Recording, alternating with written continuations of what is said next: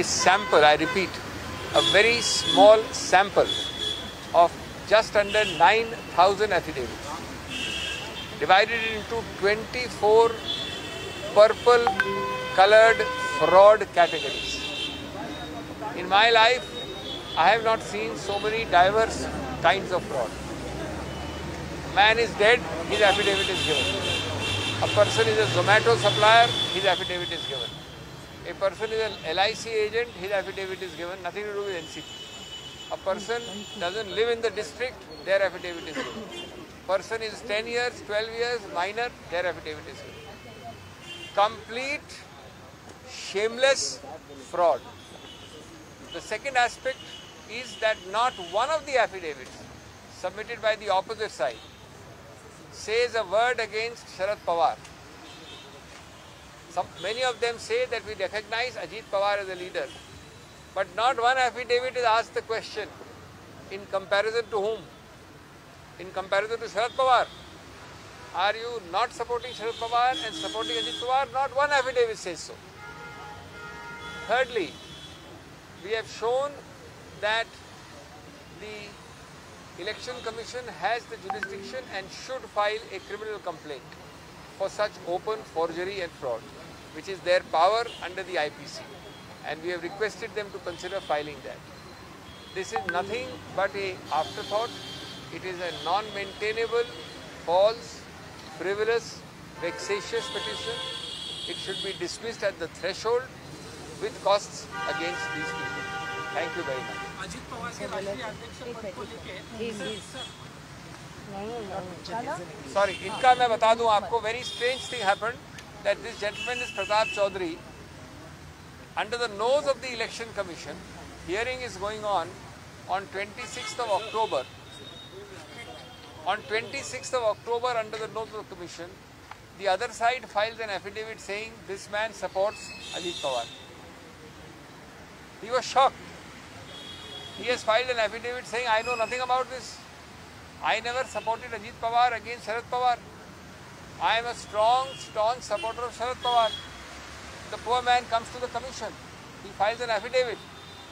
They are making a fool of people by making absolutely forged, false documents. And he's standing next to me. He's a very elderly, respectable man. Member along with him. And he is a founder member along with Sharad Pawar ji. He is in the national level NCP person with a post holding. They have no shame in taking his name and filing it with the Election Commission. Thank you. Mr. Chaudhary, Pratap Chaudhary. Kuwar Pratap Singh Chaudhary. इनका चेहरा है, आदमी है, नाम है, सब सामने खड़े हैं आपके. I've been National Secretary of the party, President Delhi Pradesh. बहुत दुर्भाग्य की बात है, बहुत दुर्भाग्य की बात है. Observer of different states, all under my leader Sharad Pawar ji.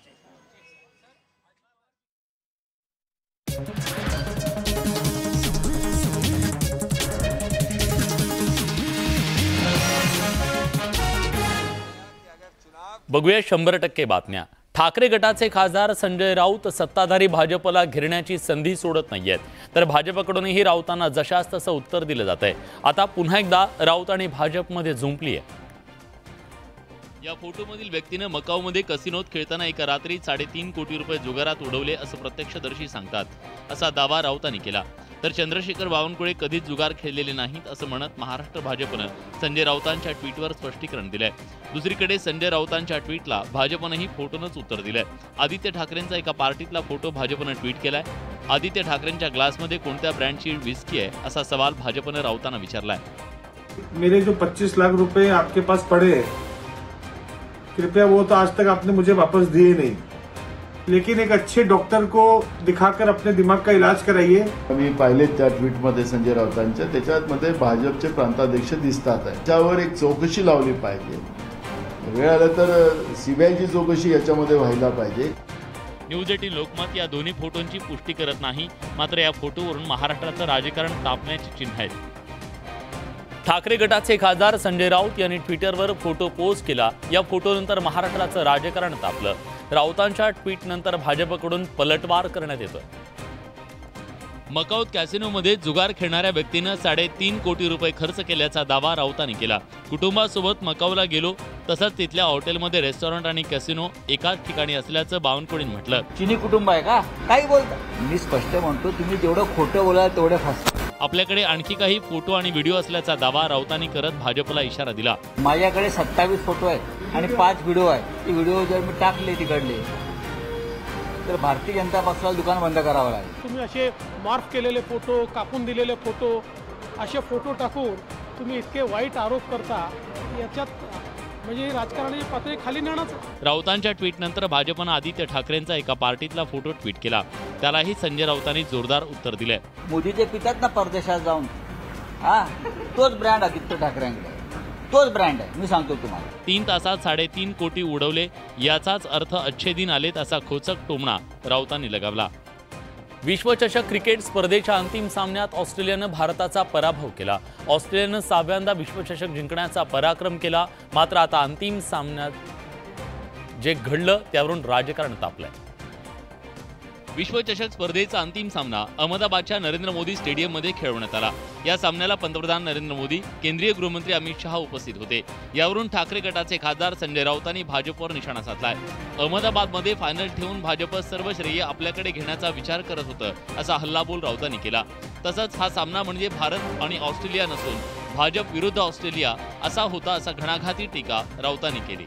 जगाला असा दाखवायचा प्रयत्न झाला की हा सामना भारतीय संघ विरुद्ध ऑस्ट्रेलिया नसून भारतीय जनता पक्ष विरुद्ध ऑस्ट्रेलियाचा सामना। संजय राजाराम राऊत हा महाराष्ट्राच्या राजकारणात एक बुकी आहे, बुकी दलाल। अंतिम सामन्यातील पराभवामुळे टीम इंडियासह कोट्यवधी भारतीय क्रिकेट चाहत्यांचं स्वप्न भंगलं। त्यानंतर मात्र देशात राजकारण तापल्याचं पाहायला मिळतंय। महाराष्ट्रात मराठा आरक्षणाचा विषय तापलाय। मराठा समाजाला आरक्षण मिळावं यासाठी मनोज जरांगे पाटील यांनी मोठं आंदोलन उभं केलंय, तर जरांगेंच्या भूमिकेला ओबीसी नेत्यांनी विरोध दर्शवलाय। कुणबी जात प्रमाणपत्राच्या मुद्द्यावरून राज्याचे अन्न नागरी पुरवठा मंत्री छगन भुजबळ आणि मनोज जरांगे एकमेकांसमोर उभे ठाकलेत। जरांगे पाटलांना आव्हान देण्यासाठी भुजबळांच्या नेतृत्वात जालन्यातल्या अंबडमध्ये ओबीसी नेत्यांची एल्गार सभा पार पडली। काँग्रेसमधील ओबीसी नेते आणि राज्याच्या विधानसभेचे विरोधी पक्षनेते विजय वडेट्टीवार हे देखील एल्गार मोर्चात सहभागी झाले होते। त्यांनीही भुजबळांबरोबर एल्गार सभेत भाषण केलं, मात्र आता त्यांनी भुजबळांच्या भूमिकेला विरोध केलाय। तसंच भुजबळांच्या सहकाऱ्यांनी त्यांना सबुरीचा सल्ला दिलाय। आपण सत्तेत आहोत, सत्तेत असलेल्या माणसांनी समस्या सोडवायच्या असतात, समस्या मांडायच्या नसतात। पण अलीकडे सत्तेतली माणसं जास्त समस्या मांडतात, मग सत्तेत कशाला राहत आहे? सत्तेच्या बाजूला व्हा। आता यासाठी अशी वक्तव्य टाळता आली तर बरं झालं असतं आणि त्यामुळे महाराष्ट्रामध्ये जे दूषित वातावरण झालं ते कमी होईल। कुठल्या भूमिकेला त्यांचा पाठिंबा नाही हे मला जाणून घ्यायचं होतं। जरांगेंच्या भूमिकेला विरोध करण्यासाठी ओबीसी नेते एकवटले होते, मात्र आता वडेट्टीवारांनी सूर बदलल्यानं भुजबळ एकाकी पडल्याची चर्चा आहे। मराठा समाजाला आरक्षण मिळावं यासाठी जालन्यातल्या अंतरवाली सराटीमध्ये मनोज जरांगे पाटील उपोषण करत असताना लाठीचार्ज झाला। या लाठीचार्जनंतर विरोधकांकडून अनेक आरोप केले जात होते। या प्रकरणी माहिती अधिकारातून मोठी माहिती समोर आली आहे। जालन्याच्या अंतरवाली सराटीत मराठा आंदोलकांवर लाठीचार्ज झाला होता। देवेंद्र फडणवीसांकडे राज्याचं गृह खातं असल्यानं फडणवीसांनी या लाठीचार्जचे आदेश दिल्याचा आरोप विरोधकांनी केला, मात्र गृहमंत्री देवेंद्र फडणवीसांनी लाठीचार्जचे आदेश दिले नव्हते, अशी माहिती आरटीआयमधून समोर आली आहे। माहिती अधिकार कार्यकर्ते आसाराम डोंगरे यांनी आरटीआय अर्ज केला होता। आंदोलनकर्त्यांवर लाठीचार्ज करण्यासाठी गृहमंत्री देवेंद्र फडणवीसांकडून आदेश मिळाले नव्हते, अशी माहिती जालन्याचे पोलीस उपाधीक्षक आरसी शेख यांनी दिली आहे। कुठे बळाचा वापर करायचा असेल, कुठे लाठीचार्ज करायचा असेल, तर त्या ठिकाणी जे प्रमुख असतात ते त्यावेळची परिस्थिती पाहून निर्णय करतात। ते काही गृहमंत्र्यांना विचारून किंवा डीजींना विचारून अशा प्रकारे हे केलं जात नाही। जालन्यातील लाठीचार्ज नंतर राजकारण तापलं होतं। आता आरटीआयमधून ही माहिती समोर आल्यानंतर राजकारणावर पडदा पडेल का हे पाहणं महत्त्वाचं आहे। पंढरपुरात कार्तिकी यात्रेचा सोहळा 3 दिवसांवर येऊन ठेपलाय, मात्र अजूनही शासकीय पूजा होणार की नाही याबद्दलचा सस्पेन्स कायम आहे, कारण उपमुख्यमंत्र्यांच्या हस्ते पूजेला मराठा आंदोलकांनी विरोध केलाय। मनोज जरांगेंच्या आंदोलनाला पाठिंबा देण्यासाठी मराठा समाजानं गावबंदीचा निर्णय घेतला। या पार्श्वभूमीवर मराठा समाजानं उपमुख्यमंत्र्यांच्या हस्ते कार्तिकी पूजेला विरोध केला। या संदर्भात पंढरपूर विठ्ठल मंदिर समितीनं निर्णयाचा चेंडू विधी न्याय विभागाकडे टोलवला होता। एकीकडे शासकीय पूजेला विरोध होत असताना दुसरीकडे मराठा संघटनांमध्ये फूट पडल्याचं चित्र आहे। मराठा समाजाच्या एका गटानं आंदोलनातून माघार घेतली आहे। कोणालाच विरोध नाही, कोणी येऊ द्या, दोन्ही मुख्यमंत्री एक रुक्मिणी मातेची करावं, एक विठ्ठलाची करावी। जर तुम्ही येण्याचा प्रयत्न केला आणि काय अपरिणाम घडलं तर ह्याला राज्य सरकार म्हणून तुम्ही जबाबदार। जोपर्यंत मराठा समाजाला आरक्षण मिळत नाही तोपर्यंत हा लढा मागे घेतला जाणार नाही। 2018 मध्ये आरक्षणाच्या मुद्द्यावरून मराठा समाज आक्रमक झाला। तत्कालीन मुख्यमंत्री देवेंद्र फडणवीस यांच्या हस्ते पंढरपुरातल्या विठ्ठलाच्या महापूजेला मराठा समाजानं विरोध केला होता। त्यावेळी फडणवीसांनी महापूजेला येणं टाळलं होतं। आता पुन्हा तोच पेच राज्य सरकारपुढे उभा राहिलाय।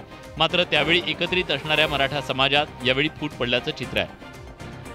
राज्यात आरक्षणाचा प्रश्न पेटलाय। मराठा समाजापाठोपाठ धनगर समाजानंही आरक्षणासाठी एल्गार पुकारलाय। धनगर समाजाला एसटी प्रवर्गातून आरक्षण मिळावं यासाठी आंदोलन सुरू आहे। दरम्यान धनगर समाजाला आरक्षण देण्यासाठी अभ्यास समिती स्थापन करण्याच्या निर्णयाबाबतचा GR राज्य सरकारनं आज जारी केला। धनगर समाजाला एसटी प्रवर्गातून आरक्षण मिळावं या मागणीसाठी यशवंत सेनेच्या कार्यकर्त्यांनी पुण्यश्लोक अहिल्यादेवी होळकर यांच्या चौंडी इथं आमरण उपोषण सुरू केलंय। तर कोल्हापुरात धनगर समाजानं आंदोलन केलं। कोल्हापूरच्या जिल्हाधिकारी कार्यालयाच्या परिसरात सकल धनगर समाजाच्या वतीनं मुंडन आंदोलन करण्यात आलं। विशेष म्हणजे जोरदार घोषणाबाजी करत आणि ढोल बडवत आंदोलन करण्यात आलं। धनगर समाजाला आरक्षण देण्यासाठी अभ्यास समिती स्थापन करण्याचा निर्णय राज्य मंत्रिमंडळानं गेल्या आठवड्यात घेतला।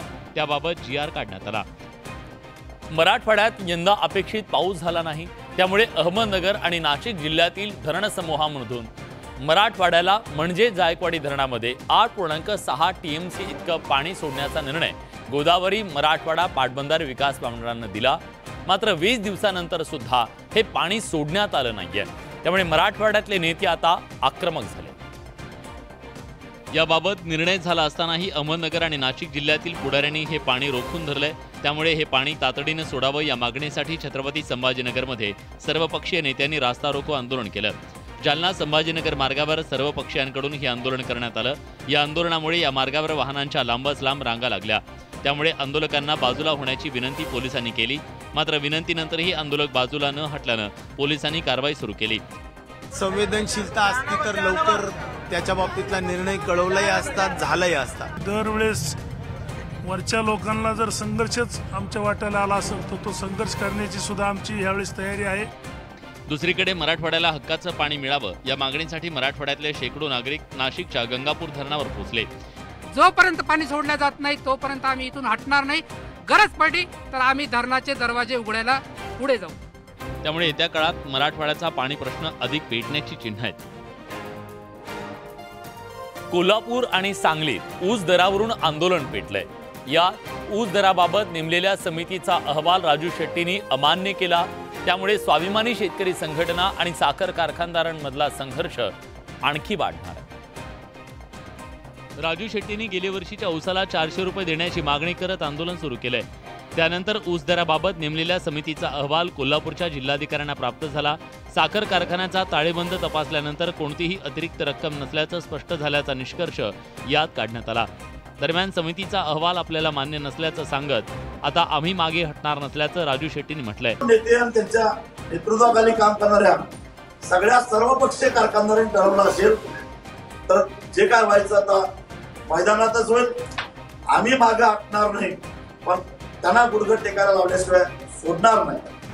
आणि म्हणून मला वाटतं लवकरात लवकर जर तोडगा निघाला नाही तर फार मोठं नुकसान या कोल्हापूर जिल्ह्यातल्या शेतकऱ्यांचं पर्यायानं कारखानदारांचं होणार आहे। ऊस दराच्या प्रश्नावरून ऊस पट्ट्यात स्वाभिमानीचं आंदोलन पेटलंय। त्यात आता समितीचा अहवाल धुडकावल्यानं स्वाभिमानी आणि साखर कारखानदारांमधला संघर्ष आणखी पेटण्याची चिन्ह आहेत।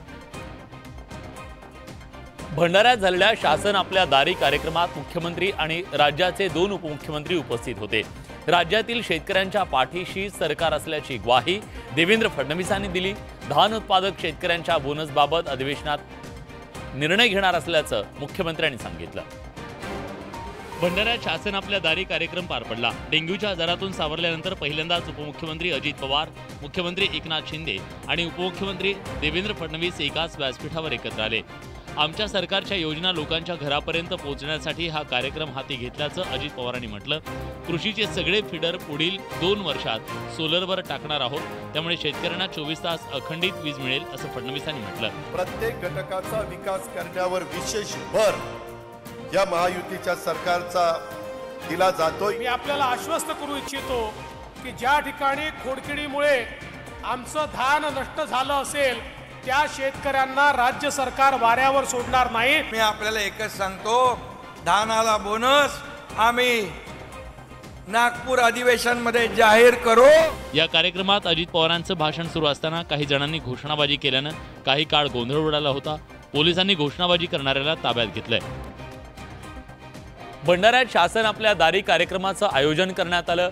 या कार्यक्रमाला मुख्यमंत्री एकनाथ शिंदे, दोन्ही उपमुख्यमंत्री उपस्थित होते। मात्र आता या कार्यक्रमावरून राज्याचं राजकारण तापलंय। बीड जिल्ह्यासह राज्यात सर्वत्र दुष्काळ आहे। मात्र राज्याचे कृषी मंत्री धनंजय मुंडे नेमके कुठे आहेत हे कुणालाच माहीत नाही, अशा शब्दात राष्ट्रवादीचे शरद पवार गटाचे आमदार रोहित पवारांनी टीका केली आहे। तसंच शासन आपल्या दारी हे नाटक बंद करून नागरिकांच्या अडचणी जाणून घेत त्यावर उपाययोजना कराव्यात असा सल्ला रोहित पवारांनी सरकारला दिलाय। तर काँग्रेसचे प्रदेशाध्यक्ष नाना पटोले यांनीही शासन आपल्या दारी कार्यक्रमावर टीका केली आहे। एका इव्हेंट मॅनेजमेंट कंपनीने सांगितलं म्हणून लोकांना शासनाच्या दारी घेऊन नेलं जातं, त्यामुळे सरकारने हे जे काय नाटक आहे शासन आपल्या दारीचं हे बंद करावं। म्हणाले इव्हेंट आहे, काही लोक पदयात्रा काढतायत त्यांना हा इव्हेंट दिसतोय। सोन्याचा चमचा तोंडात घेऊन जन्माला आलेल्या लोकांना काय दिसणार शासन आपल्या दारी। सरकारच्या योजना जनतेपर्यंत पोहोचवण्यासाठी शासन आपल्या दारी कार्यक्रम सुरू केल्याचं सत्ताधाऱ्यांचं म्हणणं आहे। मात्र विरोधकांनी शासन आपल्या दारी कार्यक्रमावर सवाल उपस्थित केलाय। अजित पवार शिवसेना भाजपसोबत सत्तेत सहभागी झाले। अजित पवारांसह त्यांच्या सोबत आलेल्या 8 जणांनी मंत्रिपदाची शपथ घेतली। मात्र त्याच वेळी शिवसेनेच्या नेत्यांना मंत्रिपदाची लॉटरी मात्र लागली नाही। तेव्हापासून राज्यात अनेकदा मंत्रिमंडळ विस्ताराची चर्चा झाली, मात्र मंत्रिमंडळ विस्ताराचे अनेक मुहूर्त हुकले। त्यामुळे मुख्यमंत्री एकनाथ शिंदे यांच्या शिवसेनेचे अनेक इच्छुक मंत्रिमंडळ विस्ताराकडे डोळे लावून बसलेत। अनेक नेत्यांनी मंत्रिपदाची इच्छा जाहीररित्या बोलून दाखवली। यात आमदार भरत गोगावले यांचं नाव आघाडीवर होतं। आता गोगावले यांनी पुन्हा एकदा मंत्रिपदाची इच्छा बोलून दाखवली आहे। शेवटी पांडुरंगाला काही कोडं पडलं असेल तर ते रुक्मिणी मातेला उद्या सांगतो, बाबा पांडुरंगाचं कोडं सोडू आणि आम्हाला मंत्री करे। मुहूर्त काढत जा, मुहूर्त टाळत जा, मुहूर्त काढत जा। काय नवीन पंडित झाले असावे आमचे भरत गोगावले। ते इतक्या दिवसांपासून आता त्यांनी कोट वगैरे शिवून ठेवला आहे शपथविधीच्यासाठी। आता काय अमेझॉनवर विकायचा का त्यांनी? गोगावले यांनी मंत्रिपदाची इच्छा व्यक्त केल्यानं राज्यात पुन्हा एकदा मंत्रिमंडळ विस्ताराच्या चर्चा सुरू झाल्यात। तब्बल 12 दिवसानंतर लासलगावमधील कांदा लिलाव सुरू झाले। मात्र कांद्याच्या दरात विशेष वाढ न झाल्यानं शेतकऱ्यांमध्ये निराशेचं वातावरण आहे। तर धुळ्यात शेतकऱ्यांनी कांद्याचा लिलावच बंद पाडला। दिवाळी निमित्तानं तब्बल 12 दिवस बंद असलेले कांदा लिलाव लासलगाव, मनमाडसह नाशिक जिल्ह्यातील बाजार समितीत सुरू झाले। कांद्याला सरासरी प्रति क्विंटल 3700 रुपये भाव मिळाला। लिलाव सुरू झाल्यानंतर कांद्याच्या भावात वाढ होईल अशी शेतकऱ्यांना अपेक्षा होती, मात्र आवक कमी होऊन देखील भावात वाढ झालेली नाहीये। तर धुळ्यात कांदा उत्पादक शेतकऱ्यांनी कांदा लिलाव बंद पाडले। व्यापाऱ्यांनी कांद्याचे दर पाडल्याचा आरोप करत शेतकऱ्यांनी रास्ता रोको केला। भरपूर मार्केट कमिटीमध्ये कांदा आलेला होता, परंतु जवळजवळ त्यांनी अगोदर 5000 रुपये भाव दिला, अचानकपणे तो भाव 3000वर आला। दिवाळीनंतर तब्बल 12 दिवसांनी कांद्याचे लिलाव सुरू झाल्यानंतर कांद्याच्या दरात घसरण झाल्यानं कांदा उत्पादक शेतकरी निराश झाला। कांद्यापाठोपाठ दूध उत्पादक शेतकरी कमी झालेल्या दरामुळे अडचणीत सापडलाय। राज्यात विविध भागात दूध उत्पादक शेतकरी सध्या रस्त्यावर उतरलाय। दूध रस्त्यावर उतरत शेतकऱ्यांनी आक्रमक असा पवित्रा घेतला। दुधाचे दर कमी झाल्यामुळे राज्यातील दूध उत्पादक शेतकरी आक्रमक झालेत। संतप्त शेतकऱ्यांनी दूध उत्पादक शेतकरी संघर्ष समितीच्या नेतृत्वाखाली सिन्नरला घोटी मार्गावर दूध ओतून आंदोलन केलं। यावेळी संतप्त शेतकऱ्यांनी जोरदार घोषणाबाजी केली। दूध दरवाढ झाली नाही तर आगामी काळात तीव्र आंदोलन करण्याचा इशारा संघर्ष समितीने दिलाय। तर दुधाला योग्य दर मिळावा यासाठी अहमदनगरच्या श्रीगोंद्यात रास्ता रोको करण्यात आला। दुधाला जे हमी भाव आहे तो 40 रुपये मिळावा। पशुखाद्यावर 50% सवलत भेटावी, म्हणजे कमी करण्यात यावं पशुखाद्याचे 50% दर। गेल्या काही दिवसात दूध दर कमी झाल्यानं दूध उत्पादक शेतकरी संकटात सापडलाय। या प्रश्नी सरकारनं लवकरात लवकर तोडगा काढावा अशी मागणी शेतकऱ्यांनी केली आहे। राज्यात गेल्या काही दिवसांमध्ये गुन्हेगारीच्या घटना वाढल्यात। अकोल्यात अशीच एक माणुसकीला काळीमा फासणारी घटना समोर आली आहे। या घटनेमुळे महाराष्ट्र हादरून गेलाय। अकोल्यातल्या कैलास टेकडी परिसरात राहणाऱ्या शाळकरी मुलीवर नराधमानं अत्याचार केलेत। एवढंच नाही तर याबाबत कुणालाही सांगितल्या जीवे मारण्याची धमकी त्यानं दिली। त्याची क्रूरता एवढ्यावर थांबली नाही, त्यानं पीडितेला सिगारेटचे चटके दिले, तसंच कात्रीच्या साह्यानं तिचे केस कापले। या प्रकरणी अकोल्यातल्या खदान पोलिसांनी आरोपी गणेश कुमरेला अटक करत त्याच्यावर गुन्हा दाखल केलाय। राष्ट्रवादीच्या कार्याध्यक्षा सुप्रिया सुळे यांनी या घटनेचा निषेध केलाय। तसंच कायदा सुव्यवस्था राखण्यात गृहमंत्री सपशेल अपयशी ठरल्याचा आरोप करत त्यांनी देवेंद्र फडणवीस यांच्यावर निशाणा साधलाय। कटिंगच्या दुकानावर नेलं, माझं पुढे टकली वगैरे केली, ते घाबरलेली होती सर, त्यांना काही सांगितलं नाही। गुन्ह्याचा रिपोर्ट आल्या तात्काळ त्याची दखल घेऊन आरोपीला अटक केलेलं आहे। आरोपीचा PCR घेण्यात आलेला आहे, त्याला 4 दिवस PCR मिळालेला आहे। गृहमंत्र्यांनी देखील यामध्ये लक्ष दिलंच पाहिजे आणि अकोल्यामध्ये जी घडली घटना यामध्ये मी संबंधित तपास अधिकारी यांच्या संपर्कात आहे। या घटनेमुळे राज्यातील कायदा सुव्यवस्थेचा प्रश्न ऐरणीवर आलाय। या प्रकरणी आरोपीला कठोर शिक्षा करून गुन्हेगारांमध्ये जरब निर्माण करणं गरजेचं आहे।